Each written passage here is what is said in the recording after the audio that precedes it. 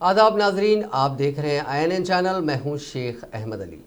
आज की खास बात में हम बात करेंगे कांग्रेस पार्टी में मचे बवाल की, साथ ही जानेंगे कि 1 सितंबर से नाफिज होने वाले अनलॉक 4 में क्या कुछ दोबारा खुलने वाला है।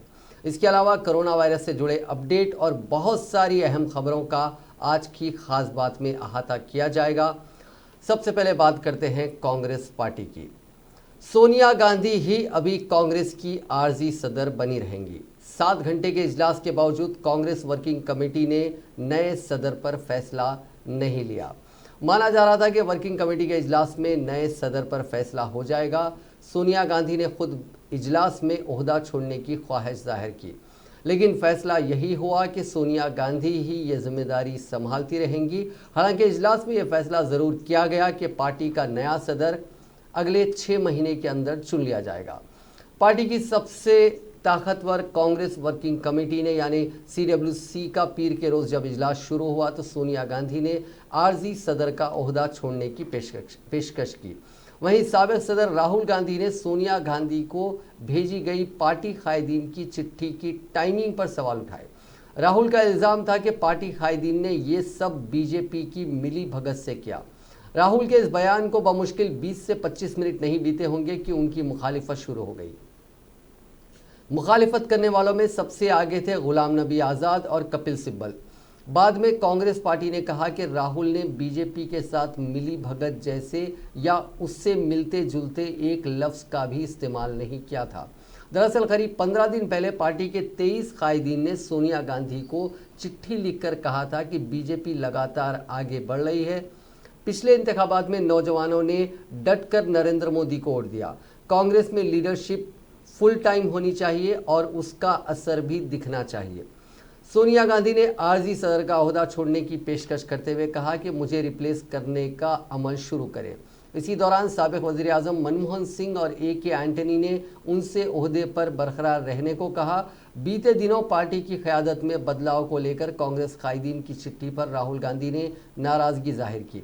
उन्होंने कहा कि जब सोनिया गांधी हॉस्पिटल में भर्ती थी उस वक्त पार्टी लीडरशिप को लेकर लेटर क्यों भेजा गया। पार्टी लीडरशिप में बदलाव की मांग को लेकर बीजेपी की मिलीभगत से लिखा गया। बीजेपी से मिलीभगत के राहुल के इल्ज़ाम पर तनाज़ा पैदा हो गया। बमुश्किल 20-25 मिनट के अंदर साबिक मरकजी वजीर कपिल सिब्बल ने ट्वीट किया, हमने राजस्थान हाईकोर्ट में कांग्रेस पार्टी का केस कामयाबी के साथ लड़ा। बीते 30 साल में कभी भी किसी भी मुद्दे पर बीजेपी की तायद में बयान नहीं दिया, फिर भी हम बीजेपी के साथ मिली भगत में हैं। कुछ देर बाद सिब्बल ने ट्विटर से अपना तारुफ बदल दिया और कांग्रेस लफ्ज़ को हटा दिया।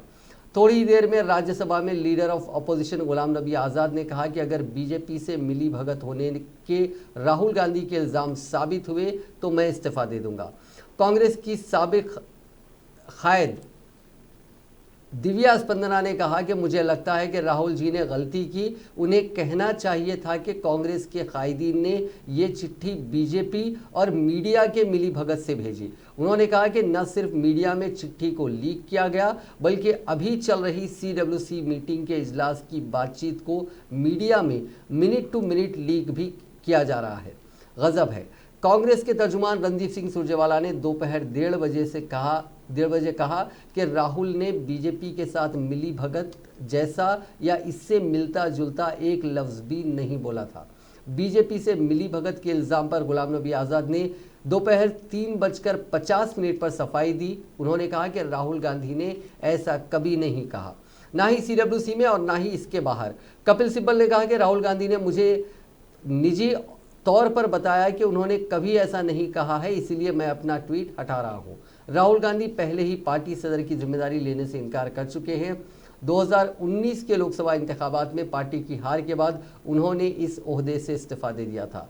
तब सोनिया गांधी ने अगस्त में 1 साल के लिए आरजी सदर के ओहदे की जिम्मेदारी संभाली और अगले 6 महीने तक उनको ये जिम्मेदारी संभालनी है।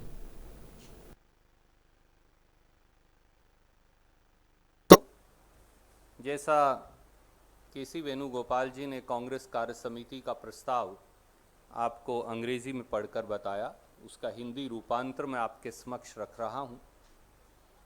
24 अगस्त 2020 कांग्रेस कार्य समिति का प्रस्ताव। कांग्रेस कार्य समिति ने कांग्रेस अध्यक्षा श्रीमती सोनिया गांधी द्वारा महासचिव संगठन को लिखे गए पत्र एवं कुछ कांग्रेस नेताओं द्वारा कांग्रेस अध्यक्षा को लिखे हुए पत्र का संज्ञान लिया। सीडब्ल्यूसी ने इन पत्रों पर गहन विचार विमर्श किया एवं विस्तृत चर्चा के बाद निम्नलिखित निष्कर्ष निकाले। पहला, पिछले 6 महीनों में देश पर अनेकों विपत्तियां आई हैं। देश के सामने आई चुनौतियों में नंबर 1 कोरोना महामारी है जो हजारों जिंदगी ले चुकी है। नंबर 2 तेजी से गिरती अर्थव्यवस्था व आर्थिक संकट। नंबर 3 करोड़ों रोजगारों का नुकसान एवं बढ़ती गरीबी। तथा नंबर 4 चीन द्वारा भारतीय सीमा में घुसपैठ व कब्जे के दुस्साहस का संकट है। दूसरा, इस चुनौतीपूर्ण समय में सरकार की हर मुद्दे पर संपूर्ण विफलता को उजागर करने व विभाजनकारी राजनीति एवं भ्रामक प्रचार प्रसार का पर्दाफाश करने वाली सबसे ताकतवर आवाज श्रीमती सोनिया गांधी और श्री राहुल गांधी की है। प्रवासी मजदूरों की समस्याओं पर श्रीमती सोनिया गांधी के सटीक सवालों ने भाजपा सरकार की जवाबदेही सुनिश्चित की। श्रीमती सोनिया गांधी ने सुनिश्चित किया कि कांग्रेस शासित राज्यों में कोरोना महामारी को प्रभावशाली तरीके से संभाला जाए तथा स्वास्थ्य सेवाएं व इलाज समाज के हर वर्ग को उपलब्ध हो सकें। उनके नेतृत्व ने उच्च पदों पर बैठे लोगों को झकझोरा भी और सच्चाई का आईना भी दिखाया। श्री राहुल गांधी ने भाजपा सरकार के खिलाफ जनता की लड़ाई का दृढ़ता से नेतृत्व किया। कांग्रेस के हर आम कार्यकर्ता की व्यापक राय। मरकजी हुकूमत ने अनलॉक 4 के लिए तैयारियां शुरू कर दी हैं। कुछ ओहदेदारों ने पीर के रोज बताया कि अनलॉक के चौथे मरहले में 1 सितंबर से मेट्रो ट्रेन सर्विसेज को शुरू करने की इजाज़त दी जा सकती है। वहीं स्कूल कॉलेज के अभी खुलने की कोई उम्मीद नहीं है। बार्स को भी खोलने की इजाज़त दी जा सकती है, लेकिन काउंटर पर टेक अवे के जरिए शराब बिक्री की शर्त पर। कोरोना वायरस के बढ़ते मामलों से निपटने के लिए मेट्रो खिदमात को मार्च के ख़त्म में बंद कर दिया गया था। मुल्क में अब तक 31 लाख से ज़्यादा लोग मुतासिर हो चुके हैं। मुल्क भर के स्कूलों और पेरेंट्स जो स्कूल चलाने वाले हैं, स्कूल के ज़िम्मेदार और पेरेंट्स ने रियासती हुकूमतों के ज़रिए मरकज़ को भेजे फीडबैक में कहा है कि स्कूल खोलने का फ़ैसला हालात मामूल पर आने के बाद ही लिया जाए। बच्चों की सेहत और ज़िंदगी को लेकर किसी भी किस्म का समझौता करने या हड़बड़ी करने की ज़रूरत नहीं है, इसीलिए स्कूल खोलने पर फैसला आने की फ़िलहाल कोई उम्मीद नहीं है। ज़राए के मुताबिक अनलॉक 4 में सिनेमाघर खोलने के लिए भी गाइडलाइंस आ सकते हैं। मॉल खोलने की इजाज़त के बाद से सिनेमाघर और मल्टीप्लेक्सेस मालिकीन भी 1/3 से 50% कैपेसिटी से पिक्चर हॉल खोलने की मांग कर रहे हैं। मरकज़ ने इतवार के रोज़ से मुल्क में कहीं भी स्टूडियो और आउटडोर शूटिंग की इजाज़त दे दी है। नया स्टैंडर्ड ऑपरेटिंग प्रोसीजर जारी किया गया है। सिर्फ किरदार को कैमरे के सामने मास्क ना पहनने की छूट होगी, 2 गज की दूरी ज़रूरी होगी। मेकअप आर्टिस्ट और हेयर स्टाइलिस्ट को PPE किट पहनना होगा।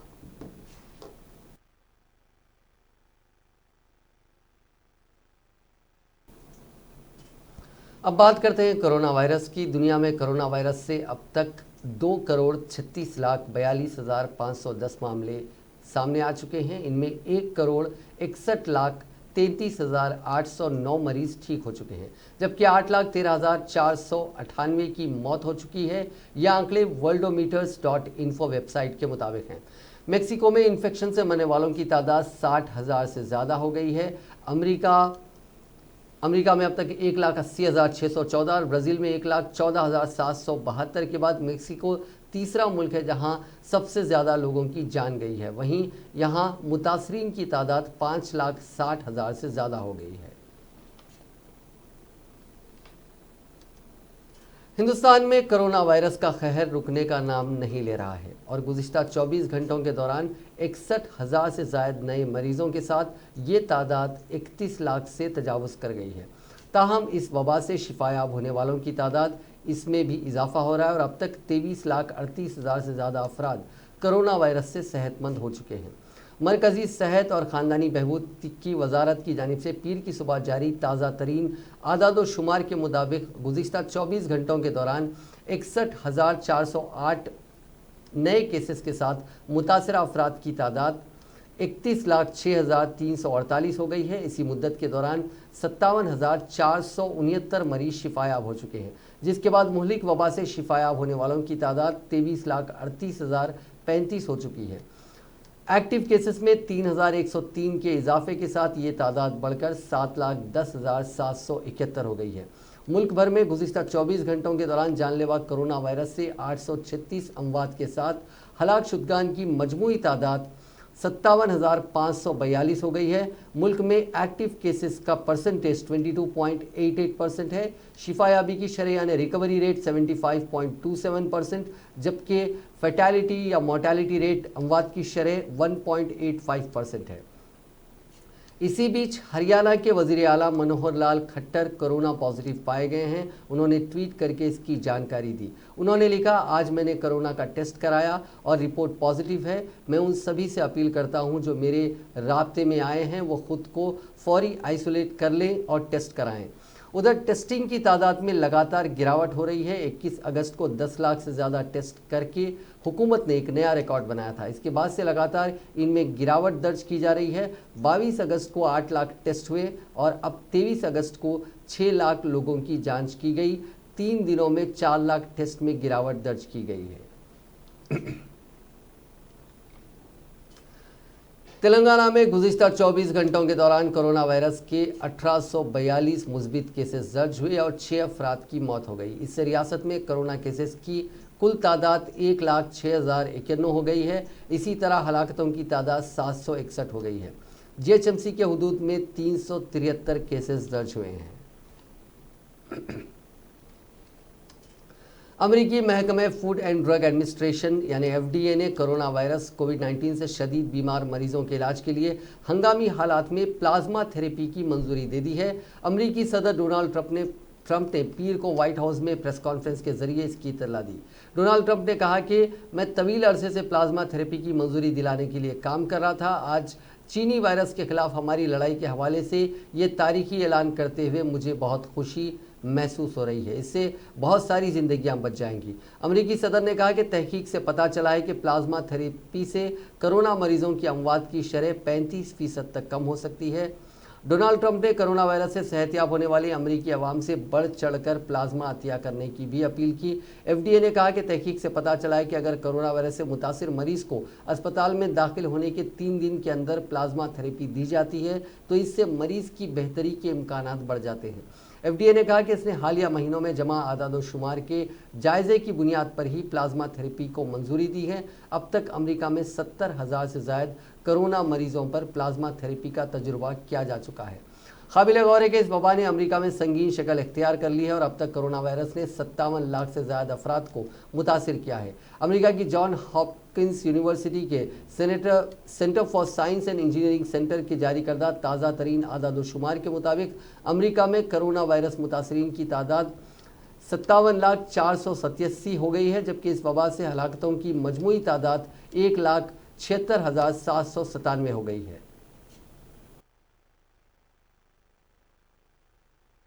Front. This is what I've been looking to do for a long time. This is a great thing. Today I'm pleased to make a truly historic announcement in our battle against the China virus that will save countless lives. The FDA has issued an emergency use authorization, and that's such a powerful term, emergency use authorization for a treatment known as convalescent plasma.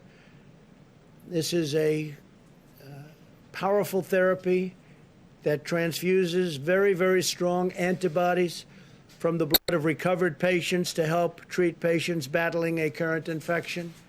It's had an incredible rate of success. Today's action will dramatically expand access to this treatment. And I want to thank Dr. Hahn and Secretary Azar. I want to thank the FDA.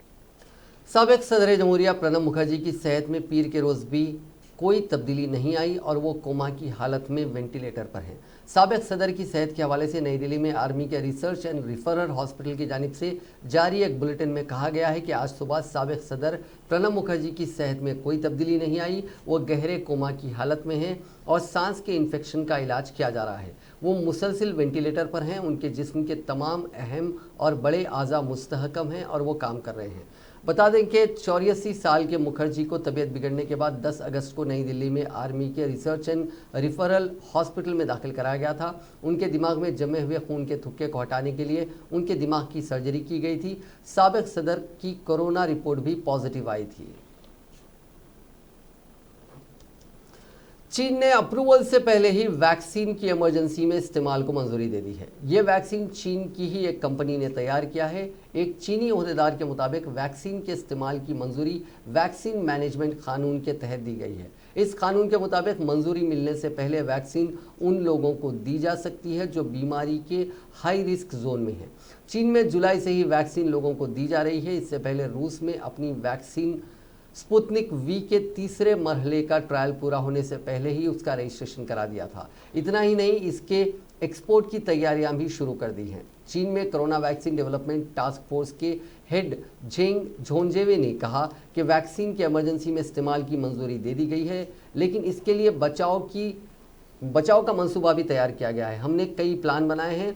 इसमें 4 बड़ी बातें शामिल हैं। पहला, लोगों से इजाज़त के बाद ही वैक्सीन लगाई जाएगी। दूसरा, साइड इफ़ेक्ट रोकने के लिए लगातार मॉनिटरिंग की जाएगी। तीसरा, अगर साइड इफ़ेक्ट होता है तो बचाव कैसे करें, इसका भी प्लान तैयार किया गया है। और चौथा, कंपनसेशन प्लान के तहत नुकसान की भरपाई की जाएगी। एक दावा यह किया गया है कि 1 महीना पहले वैक्सीन की इमरजेंसी लॉन्चिंग हुई थी। जोंगेवे के मुताबिक 1 महीना पहले ही 22 जुलाई को ऑफिशियली कोविड-19 वैक्सीन को इमरजेंसी इस्तेमाल के लिए लॉन्च कर दिया गया था। इस दौरान ट्रायल जारी रहे। जिन लोगों को वैक्सीन की पहली डोज दी गई उनमें से कुछ में रिएक्शन के हल्के इशारे मिले थे, हालांकि किसी को बुखार नहीं आया। ये तस्वीरें अब आप जो देखेंगे वो तस्वीर जर्मनी के लिपजिग के स्टेडियम की है। यहाँ पर कोरोना से जंग के बीच एक अनोखा तजुर्बा किया गया। भीड़ में कोरोना का फैलाव कैसे होता है ये जानने के लिए एक म्यूजिकल कॉन्सर्ट मुनक्कद किया गया। रीस्टार्ट 19 के अनुमान से मुनक्किद कॉन्सर्ट में 1500 लोग पहुंचे थे। जर्मन सिंगर टिम बैंचको ने परफॉर्मेंस दी। जर्मनी के यूनिवर्सिटी हॉस्पिटल हैले की जानिब से मुनक्किद कॉन्सर्ट में एंट्री के वक्त वॉलंटियर्स के बॉडी टेम्परेचर की जांच की गई।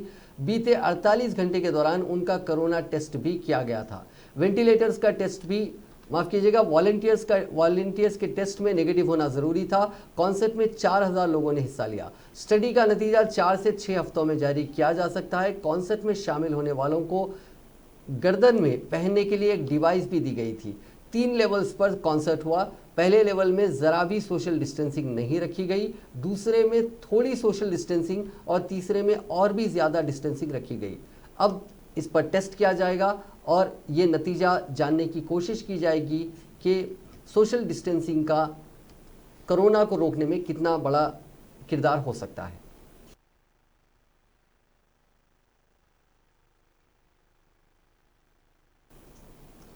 रूस ने भले ही दुनिया की पहली कोरोना वैक्सीन लॉन्च करने का तमगा हासिल कर लिया हो, लेकिन दुनिया के कई ममालिक ऑक्सफोर्ड यूनिवर्सिटी के जरिए ट्रायल की जा रही वैक्सीन का इंतजार कर रहे हैं। कुछ हफ्तों कबल बरतानिया की ऑक्सफोर्ड यूनिवर्सिटी और एस्ट्राजेनेका की जानिब से तैयार की जा रही इस वैक्सीन के तीसरे मरहले के ट्रायल की शुरुआत की गई थी और अब हिंदुस्तान में भी इस वैक्सीन के दूसरे मरहले का ह्यूमन ट्रायल होने वाला है।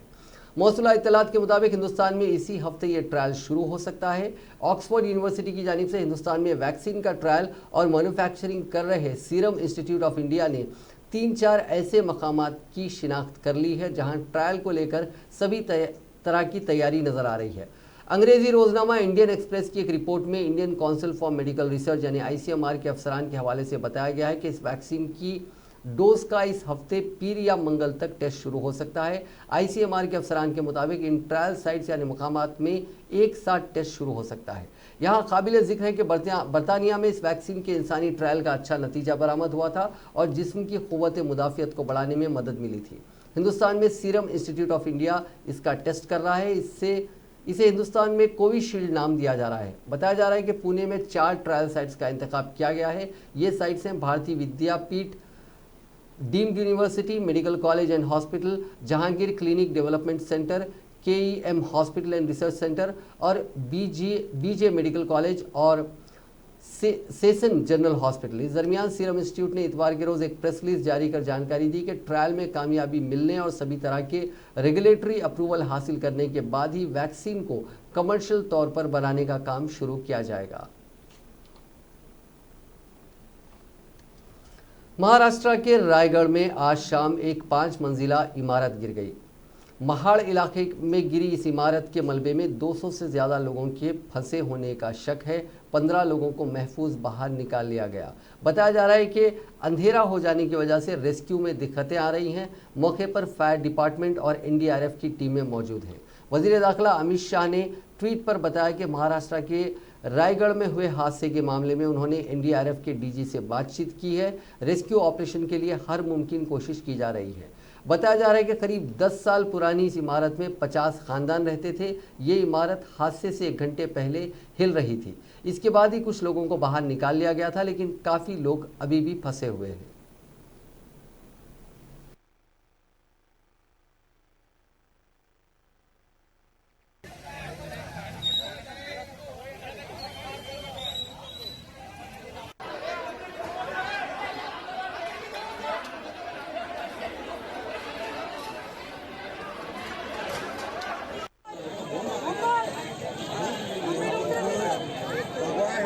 समोरच्या घरात आम्ही आतमध्ये सगळे त्यांना नको घेऊ बिल्डिंग घे तू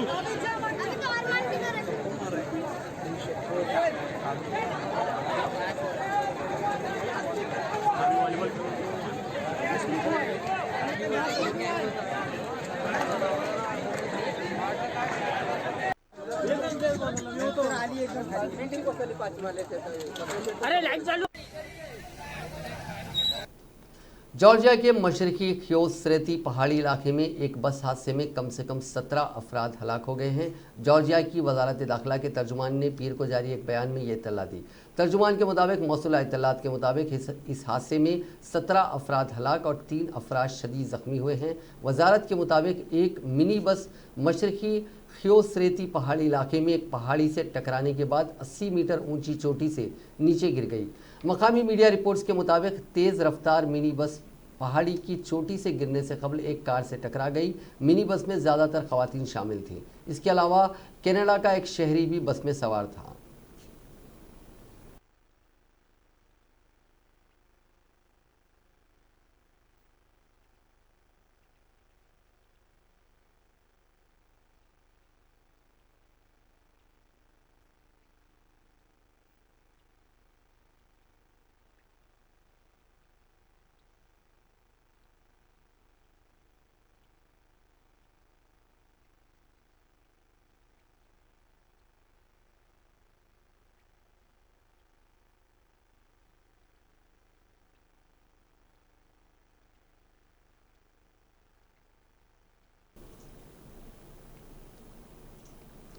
फिलीपाइन के सूबे सोलो में वाक़ जुलू शहर में पीर के रोज़ 2 ज़बरदस्त धमाकों में कम से कम 9 अफराद की मौत हो गई, जबकि तकरीबन 17 दीगर ज़ख्मी हो गए।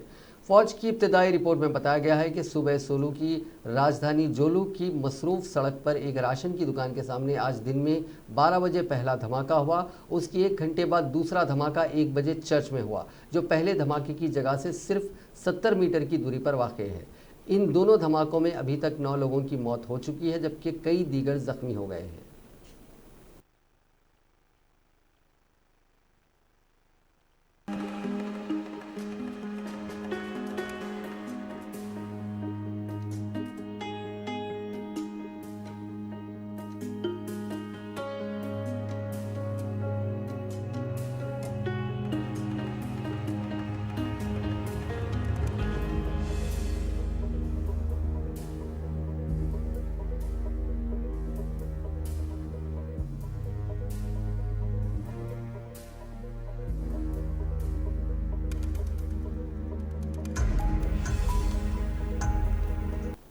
लद्दाख में जारी सरहदी तनाज़े के पेश नज़र हिंदुस्तान ने चीन को सबक सिखाने की तैयारी कर ली है।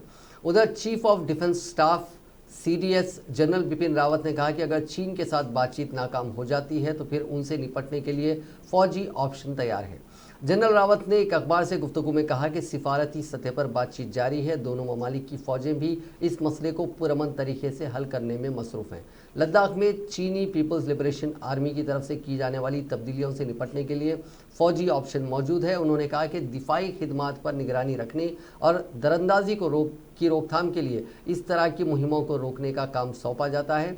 ऐसे किसी भी सरगर्मी को पुरअमन तरीके से हल करने और दरअंदाजी को रोकने के लिए हुकूमत के पूरे नुक्ते नज़र को अपनाया जाता है।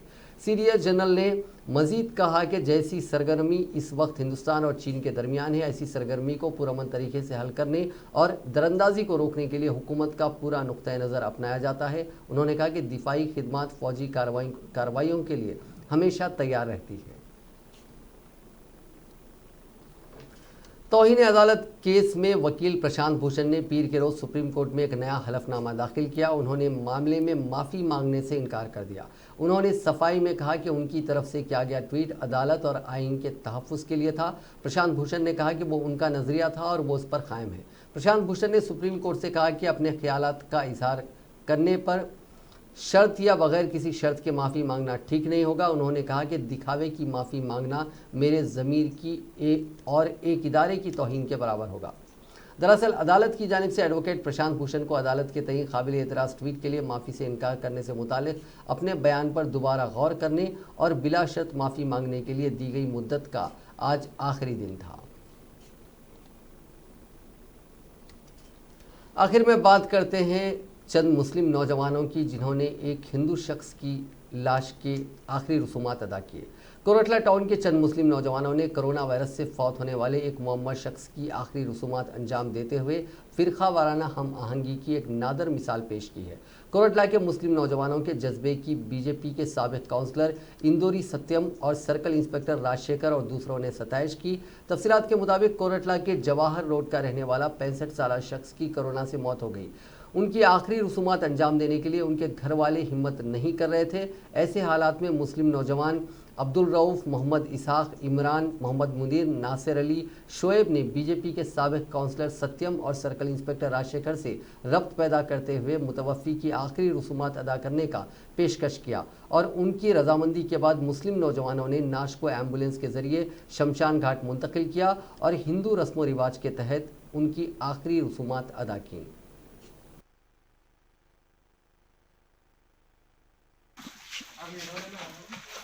आइए ना साहब,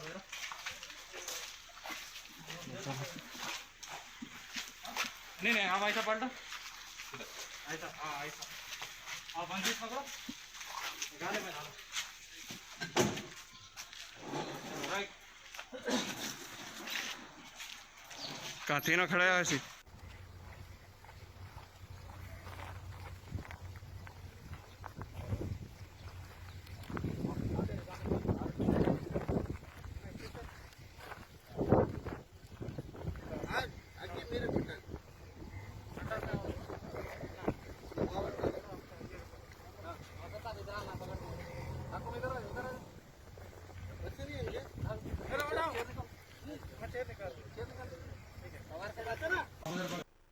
और जो इंतकाल हो गया है आज, उनके घर के खानदान वाले भी कोई नहीं आए, महिला वाले भी कोई नहीं आए, लेकिन हम इसलिए आए क्योंकि हिंदुस्तान की गंगा जमुनी तहजीब है, यानी कि हिंदू मुस्लिम सिख ईसाई हर एक आदमी एक है, यहाँ पे अलग नहीं होता। अब थोड़े आदमी अलग कर रहे हैं उसका हमको मतलब नहीं है, लेकिन हम इस वजह से आए। और वैसा भी हमारे प्रवक्ता मोहम्मद सल्लल्लाहु अलैहि वसल्लम यही बोले कि अखलाक हमारे घर के बाजू में अगर हिंदू भी है तो वो भी हम जैसा है वैसा करना है।